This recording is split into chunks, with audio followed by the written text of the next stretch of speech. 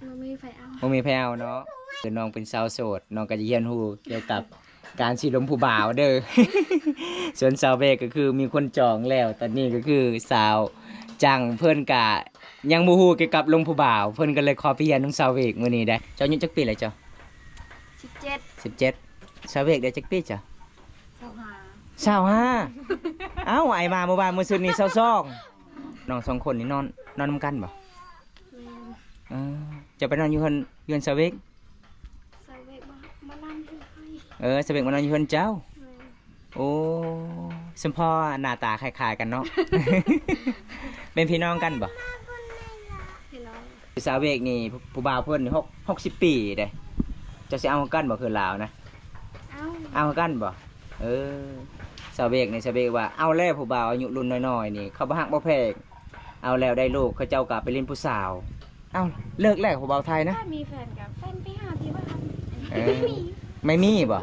เป็นหยังคือบ่มีนะแต่ลาวบ่ได้ไปหาเจ้าแสดงว่าเราบ่มักเจ้าจะไม่ค่อยบ่ได้ไล่ใจเลยบ่ได้เลือกหักเดียวเลยเนาะมันบ่มีผู้บ่าวบ่มีผู้บ่าวจะสิเอาอีหลีบ่น้องบ่มีบ่ถ้ามีคนเอาเจ้าสิเอาอีหลีบ่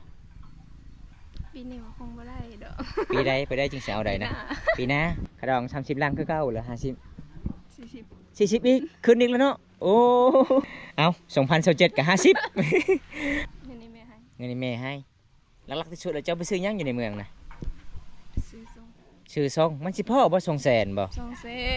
อ๋อส่งบางๆเวียดนามนะ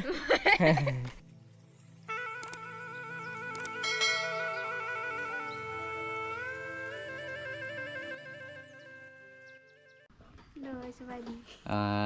เป็นยังไงไอมาหอมนี่ยังบ่ทันเอาพัวมันมีไฟเอาเนาะก็เลยไปหาสาวเวกมื้อนี้มาเลยแม่อยู่เฮือนสาวเวกทุกคนก็คือน้องเป็นสาวโสดน้องก็จะเรียนรู้เกี่ยวกับการสิลมผู้บ่าวเด้อ ส่วนสาวเวกก็คือมีคนจองแล้วตอนนี้ก็คือสาวจังเพิ่นกะยังบ่ฮู้เกี่ยวกับลมผู้บ่าวเพิ่นก็เลยขอไปเรียนน้องสาวเวกมื้อนี้ได้ เป็นยังไงสาวเวกจะซ่อนหรือว่าสาวจังมื้อน่ะก็เห็นจะอยู่กับสาวจังนี่มัดมือมัดคืนเลยสาวจังจนหิวข้าวบ่ได้กลับบ้าน คันเจ้าจะฮู้เกี่ยวกับการลมผู้บ่าวเจ้าต้องถามสาวเวกเด้อสาวเวกฮู้หมดเด้วิธีลมผู้บ่าวอายุรุ่นใหญ่บ่เพิ่นก็บอกหมดอายุผู้บ่าวรุ่นน้อยเพิ่นก็บอกเบิดต้องแบบใดลมแต่สูตรสาวเวกนี่ถ้าผู้ใดไปลมสาวเวกนี่ต้องซื้อขนมก่อนเด้อเพิ่นว่า ถ้าผู้ใดบ่ซื้อขนมเพิ่นว่าสิให้ลงออกจากเฮือนเลยโอ้ในนั้นบ่สาวเวกฮะคันได้กินขนมแล้วก็ล้มบ่ผู้บ่าวบ่เอาแสดงว่ามันตามามื้อนี้บ่มีขนมได้ มื้อนี้ก็คือปอมตาก็มาเยี่ยมมายามน้อง2คนทุกคนโดนแล้วปอมตาก็บ่ได้อัปเดตวิถีชีวิตน้องทุกคน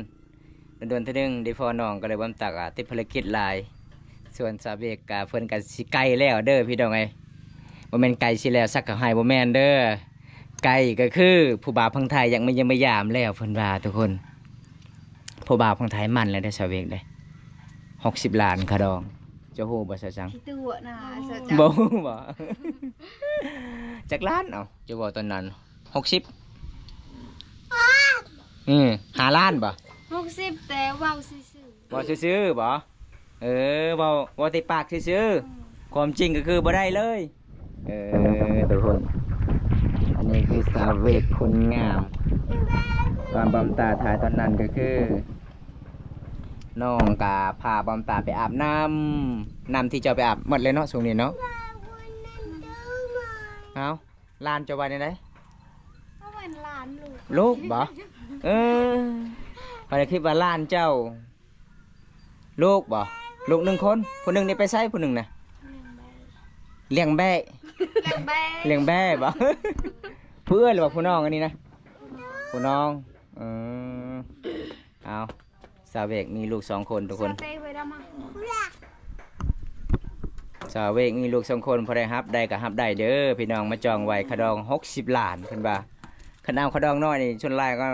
เอาแล้ว 2-3 ปีเขาเจ้ามักเลิกทุกคนก็เลยเอาขะดองแพงๆนี่เนาะคันเอาขะดองแพงให้พ่อแม่ก็ได้ใส่เด้ซื้อรถซื้อเงินบ่แม่นซื้อเงิน ซื้อเขา อยู่ใส่หัวจ้ะนะ จักเลยมันไปใส่บ่ฮู้ โอ้บ่แม่นลักปีนเข้าชาวบ้านเลยบ่งัวเจ้านะ บ่ เออเอาทุกคนตอนนี้มาเลยแมงกับน้องสาวเพิ่นก่อนได้เจ้าอายุจักปีเลยเจ้า 17 17ชาวเวกได้จักปีจ้ะ 25 25เอ้าไอ้มาเมื่อวานมื้อซื่นนี้22คือไวแต่25ปีนะ เอ้า ผู้ใดโทรผู้บ่าวเจ้าบ่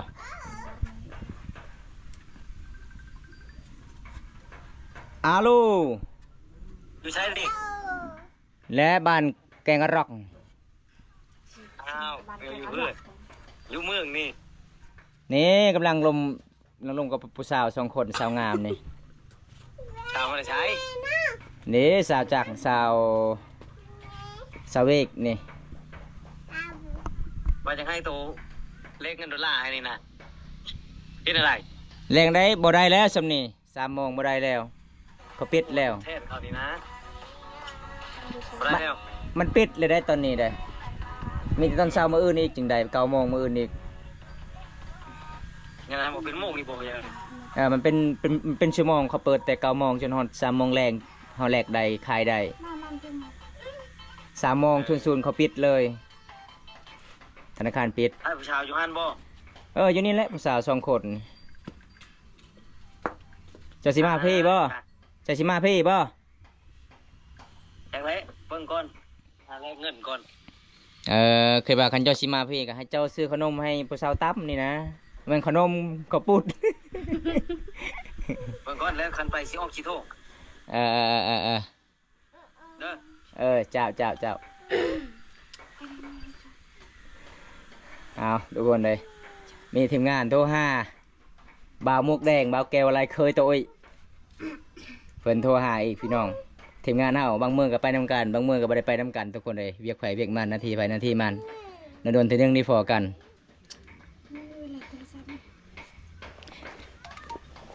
อยู่ใช้จะบอกโทรศัพท์เจ้าแห้งแท้สัญญาณซะเว้งแปลงหรือบ่โทรศัพท์เจ้านะยังบ่ได้เลยพี่ยังคือบ่ได้แปลงเวลาเส้นทางกับผู้บ่าวนี่มันยากได้กดเด้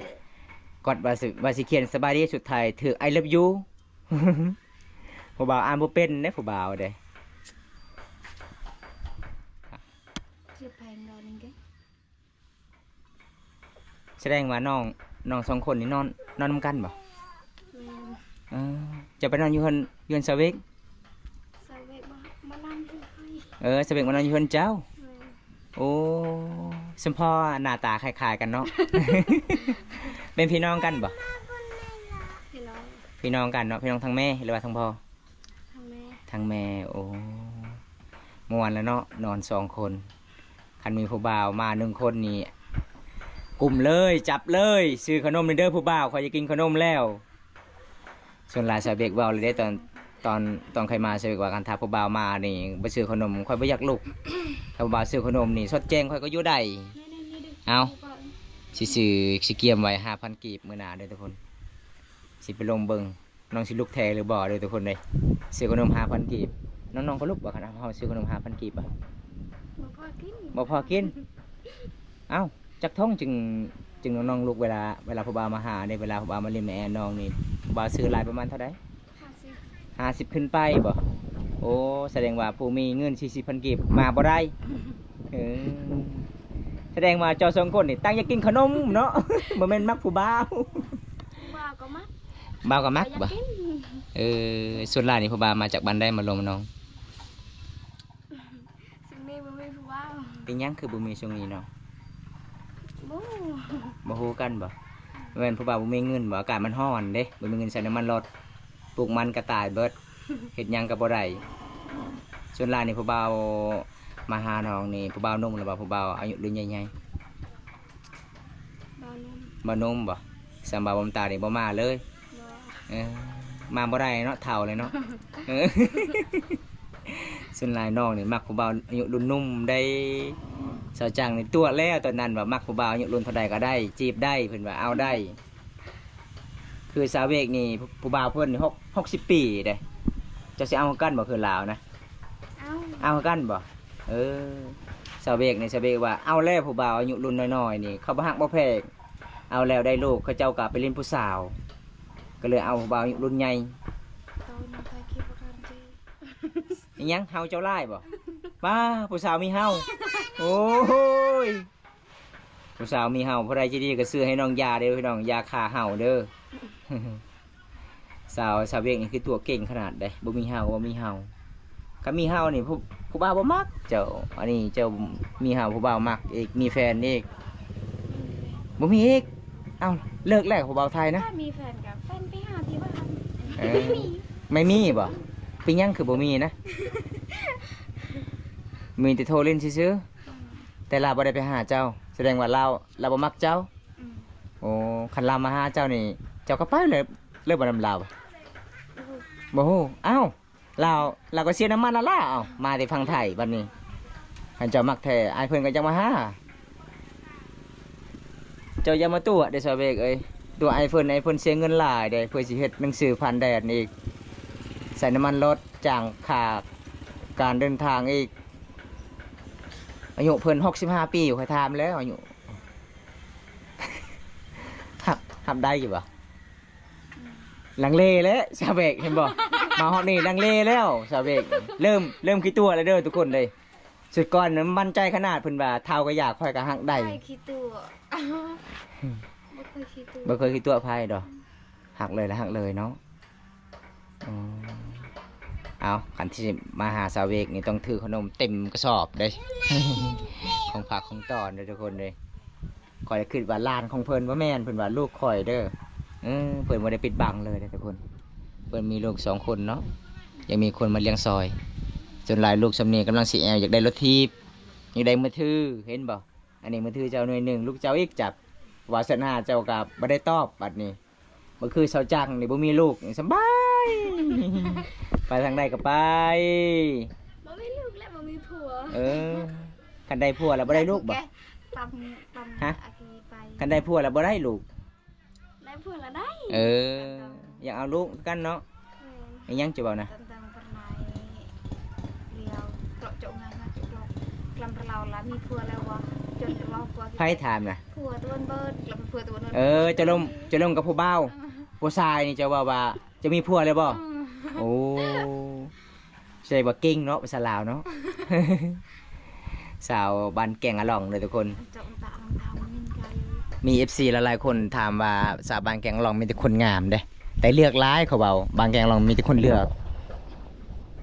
บ่ได้เลือกเนาะ ngamกับบางคนนี่ บ่เจ้า2 คนงามแล้วใครเบิ่งนี่ ถ้างาม บางคน มีแฟนเลย ที่สุดเขาบอกว่าสาวโทมักเลือกหลาย เขาว่าสาวโทร้ายใจเลือกผู้นั้นผู้นี้ ก็ลายใจแต่ค่อยบ่ได้ลายใจแล้วบ่ได้เลือก หักเดียวแล้วหักเดียวเลยเนาะ แม่น ถ้ารายใจแล้วได้ยังบ่ได้ยังเนาะคันรายใจแล้วมันยาก ลใจละจิตใจตัวเอง เจ็บใจบ่โอ้เจ็บใจบ่แม่นจิตใจเด้อทุกคนป้าผู้สาวงามเอ้าเรามาห้ามให้ Saya เนี่ย nyalad mai ba มา ki palingan dai เอ้า saya petrau reu ไปหาผู้บ่าวแล้วเจ้า2 คน3 คนนี่ reu เอามาเยี่ยมสาวซิงก่อนว้างามแท้สบายดีสาวซิงสิไปไซนี่นะ Kolak jo này ฮะสิไปไซถึงตัวงามแท้ไปซื้อหยัง Kolak tau ฮะ Chi lo the ไปซื้อกันก็คือให้เจาะไหน อันนี้คือสาวซิงนะทุกคนสาวสวยบานแก่งอะลอง Doi suai ตอนนี้น้องสาวเพื่อนกลับไปสวนหมู่เขาเมือง เขา3 คนกับสาวจังสาวเวกบ่ข่อยฮู้แล้วสูตรน้องๆ3 คนนี่นัดผู้บ่าวแล้วข่อยเห็นแล้วผู้บ่าวท่าอยู่พุ่นน่ะอยู่ขัวไม้ไผ่เขาถามว่าบอกเด้อสาวสิงสาวเวกสาวจังนี่ผู้บ่าวท่าอยู่นี่แม่นผู้บ่าวเจ้าบ่ท่าบ่สาวสิง Anบ่มีผู้บ่าว บ่มีผู้บ่าวแต่เป็นหยังคนเจ้าค่ะครั้งหนึงคือมัน พอได้แต่งให้เจ้านะ ไป เมื่อคืนนี้ข่อยพัดให้มดแดงกัด บุญในปลาล่ะ เมื่อไรบ่ไปเลี้ยงงัวนะเมื่อนี้นะ มันนี่พอเลย ไอ้พอเจ้าอยู่เฮือนตะตะกองแม่นกับผู้สาวน้องดู น้องไปเลย เต้นเหรอ เราเพราะว่าฮัก ก็หลายช่วยครับ จะเตะล่ะน้ำเลยเตะ ดึงทุกคนเลยภาษาหมู่บ้านนี้หลายล่าเหลืออันนี้คือสาวโสดเดี๋ยวเพิ่นไปตักหนามทุกคน อันนี้ตะกี้ก็คือนอนน้ำกันกับสาวเวกแต่สุดท้ายสาวเวกก็คือมานอนอยู่เฮือนชอจังส่วนสาวสิงห์จะไปนอนอยู่เฮือนไผ่เจ้านะอยู่เฮือนหมู่ตัวเองเนาะนอนน้ำกันจักคนเจ้า3 คนสาวใหญ่นั่นเราเป็นแม่ห้างหรือบ่เราว่ามีลูก2 คนนะ ฮะ หลายคนถามว่าสาวใหญ่เป็นแม่ห้างบ่บ่าวบนตาคือมีลูก2 คนอายุยังน้อยคือมีลูก2 คนแม่นบ่หมู่เจ้านะเรายอกบ่เรายอกก็คือเราเว้าคือเลยได้ข่อยจนตกใจได้เราเว้าเอาผัวอยู่บ้านสบานตะกอดาเล่าเราว่าเอาผัวอยู่บ้านตะกอเอาเบายังเบาตน คนล่อขนาดเลยเบาตนเลยทุกคนเลยอันนี้สาวเริ่มแล้วสาวสิงก็สุดสวยเลยทุกคนแต่สัญญาณโทรศัพท์เพื่อนสาวเวกนี่ต้องอยู่ในบันไดเพื่อนจึงมีสัญญาณเด้อทุกคนไม่เรื่องง่ายผู้ใดอยากสัญหากับน้องเลยสัญหาแผนเพิ่นอยู่พังไทยอายุ65 ปีแล้วว่ะอันนี้นะเอาซื้อขนม2 ทงแล้วสาวเวกมีผู้บ่าวฝากขนมแต่พังไทยนะบ่แม่นบ่ไปสหรัฐเอ้ยไปใส่บอลรถนี่เกือ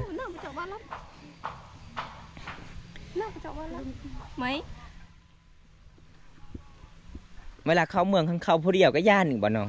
แม่ห้ามเลยไอแม่บอกให้ไปต้องไปกับหมู่เนาะไปคนเดียวก็คือยานอันตรายเด้อทุกคนอายุ15 ปีน่าจะเป็น16 ปีละปีนี้ทุกคนตอนปีกายนี่15 ปีส่วนชาวเวียกเพื่อนกำลังติงโตสิเข้าเมืองเด้ป้าหมู่บ้านนี่ผู้สาวมีแต่คนงามๆส่วนเมทาเพื่อนเห็นบ้อมตาอยู่บ่ไปบ่มาเลยไปตักหนำทุกคนเลยบางคนก็ยันกอกหมู่บ้านเจ้าเนาะเขาบอกว่าเจ้าเสียเอาพัวแล้วอย่าง2 เดือนเจ้าเสียเอาอลีบ่น้องบ่มีบ่แต่มีคนเอาเจ้าเสียเอาอลีบ่ปีนี้คงบ่ได้ดอกปีใดไปได้จึงเสียเอาใดนะปีหน้าขันผู้ใดมักต้องไปมั่นก้อนปีนี้เนาะขดอง30 ลังคือเก่าเหรอ40อีกคืนอีกแล้วเนาะโอ้เอา2027กับ50ก็ยังบ่ได้ลุดอีก20 ล้านซะ อันนี้เป็นสาวสวยสาวสิงคนเลี้ยงงัวเลยพี่น้องเป็นคนขยันเลยก็มีไอหักเพิ่นเจ็บจากพังไทยเห็นน้องไปเลี้ยงงัวก็เลยหักเป็นน่าสงสารตอนนั้นทุกคนเลยก็คือบ้อมตากะบ่ได้ไปเยี่ยมไปยามน้องส่วนหลายบ่ได้พอน้องอยู่เฮือนน้องไปเลี้ยงงัวตลอดเลยก็ละมี FC หลายคนให้บ้อมตาไปตามติดวิถีชีวิตน้องเลยทุกคนได้เงินจากพันเข้าเมืองมื้อนี้200,000ได้เงินมาที่ไสเงินนี่แม่ให้หลักๆที่สุดแล้วเจ้าไปซื้อหยังอยู่ในเมืองน่ะซื้อซองมันสิพ่อบ่200,000บ่200,000อ๋อส่งบางๆเวียดนามนะคันส่งของไทยนี่บ่ได้เด้หาฮอด300,000 400,000ปลายน้องบ้านเฮาราคามันแพงเขาเจ้าขายเฮาหาเงินบ่เป็นเนาะมีแต่เลี้ยงงัวไอ้แม่ล่ะได้เงินมาที่ไสไอ้แม่น่ะไปรับจ้างวันหนึ่ง100,000 กีบโอ้อันนี้งานไปเบิ่งเฮือนผู้สาวก่อนไสผู้สาวว่าสิเข้าเมืองนะตะกี้อยู่ไสห้องนอนเจ้าตะกี้อยู่นี่ตอนนั้นฝนตกเนาะตอนนี้เฮือนหลังนี้น้องมันยังบ่ทันได้มากเลยทุกคนก็คือน้องก็คือเฮ็ดขึ้นครัวก็คือน้องเฮ็ดทางนี้อีกทุกคนเลยคันสิมางเฮือนเก่าก็คือมางยากปลาเฮือนสาวเวกนี่มีปลาล่าได้ปลามาแต่ไสนี่สาวเวกได้ปลามาแต่ไสนี่นะจะไปซ้อมเมื่อคืนป่ะเราไปพอหนูมันกันได้เช็ดไอ้ทุกยาดวิยาเนี่ย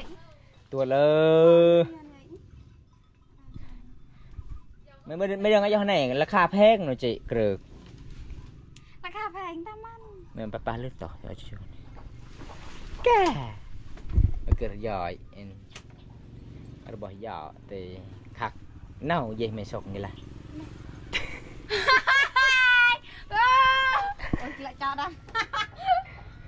trời ta cắn cái làm giàu กลมใส่ระบาย lên chơi bay giàu ใช่ chơi priai เงินใส่ตังกอเด้ mau chơi priai chợ như vậy บ้า giàu ได้จักมาที่ใส่เนาะหยิบส่งงามงามแท้ชาวเวกนี่ cái chơi còn ai về được อันนี้ก็คือบ้านเขานอนเจ้าเอกบ่อันนี้บ่ เออบ่มีตู้เนาะผ้าห่มในแต่ซ้ำนี่บ่น้องผ้าห่มจ้ะบ่โอ้ยทุกคนเลยเขื่อนสาดบ้านสองน้องคนนี้ก็ประมาณ10นี้ทุกคนน้องก็เป็นสาวหอบซอง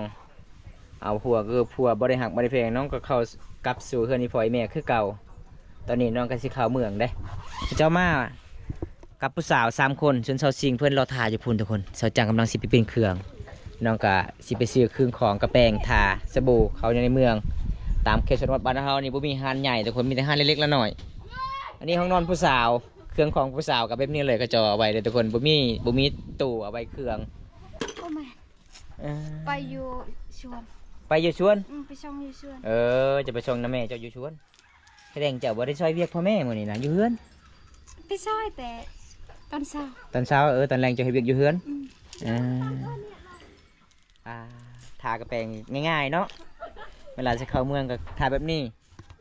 นั่นล่ะ เอาสาวจังก็คอยยืมวีอีกเพิ่นว่าเฮือนคอยบ่มีวีได้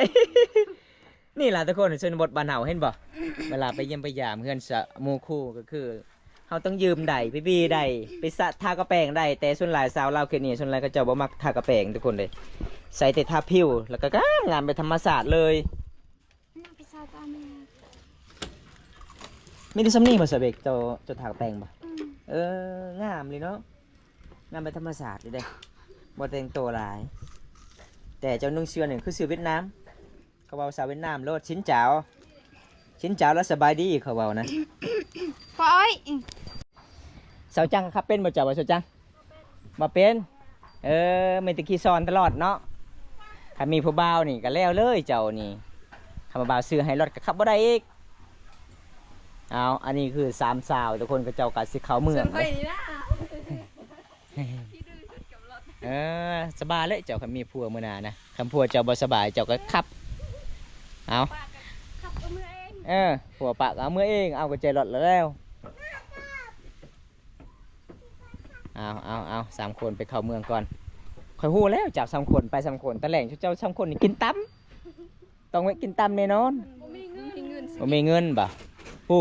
หัวหน้าเจ้าพุ่น ก็มันบ่ได้เลี้ยง โอ้หัวหน้านี่มันง่ายได้เพิ่นสิเอาผู้บ่าวพังไทยเป็นง่ายๆเลยกระดอง60ล้าน ให้หัวหน้าเจ้าเลี้ยงได้น้องเอ้ยทำไปกับข้อเนี่ยค่อยเลี้ยงขนมก่อนหนึ่งยังสาวสิงนี่ เฮ้ยถ่ายอยู่บ่ สาวจังสาวสิงว่าบ่มีเงินแต่เพิ่นเบิ่งกระเป๋าลาวกระเป๋าเงินนี่ลายเลยเด้ บ่มีหยังเบิ่งนี่ เงินคอยสิกวดนี่ก็เห็นโลดอยู่นี่นะฮอโลดใบ50ละ4ใบใบแสน1ละ2ใบใบ20ละ2ใบ บ่มี อีหลี 200,000 2แสนนี่ยังเงินเจ้าลายเขาเห็นคันจะบ่มีเงินแล้วเจ้ามีหยังใส่คอค้ำนะงามนะ กล้าเข้า โอ้ยไปแล้ว อันนี้อะไรดองกว่าดาว เอาไปเจ้าสิเปลี่ยนอันนี้บ่ป้ารถสเวกนี่ เอ้ย เอาจริงใช่ไหมจริง ตีละกึกกันเลย ปัดแดง